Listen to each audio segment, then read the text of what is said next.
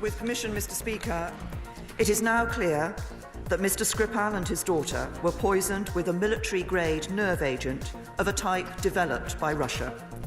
This is part of a group of nerve agents known as Novichok.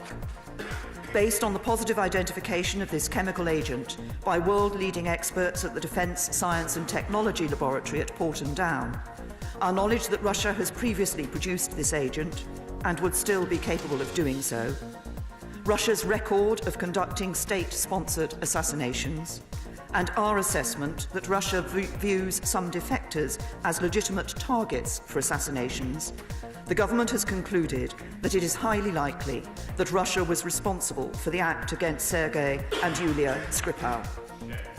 Mr. Speaker, there are therefore only two plausible explanations for what happened in Salisbury on the 4th of March. Either this was a direct act by the Russian state against our country, or the Russian government lost control of its potentially catastrophically damaging nerve agent and allowed it to get into the hands of others. Mr. Speaker, this action has happened against a backdrop of a well-established pattern of Russian state aggression.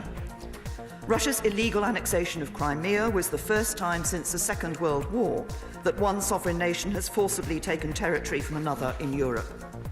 Russia has fomented conflict in the Donbass, repeatedly violated the national airspace of several European countries, and mounted a sustained campaign of cyber espionage and disruption. This has included meddling in elections and hacking the Danish Ministry of Defence and the Bundestag, among many others. During his recent State of the Union address, President Putin showed video graphics of missile launches, flight trajectories and explosions, including the modelling of attacks on the United States with a series of warheads impacting in Florida. While the extrajudicial killing of terrorists and dissidents outside Russia were given legal sanction by the Russian Parliament in 2006. And of course, Russia used radiological substances in its barbaric assault on Mr. Litvinenko. We must now stand ready to take much more extensive measures. Mr. Speaker, on Wednesday, we will consider in detail the response from the Russian state.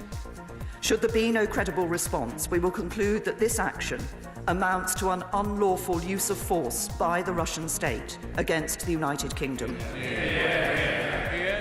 And I will come back to this House and set out the full range of measures that we will take in response. Mr. Speaker, this attempted murder using a weapons-grade nerve agent in a British town was not just a crime against the Skripals.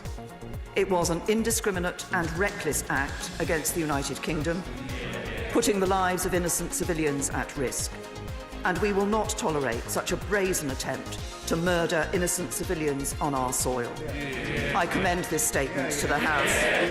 Thank you, Mr. Speaker. Mr. Speaker.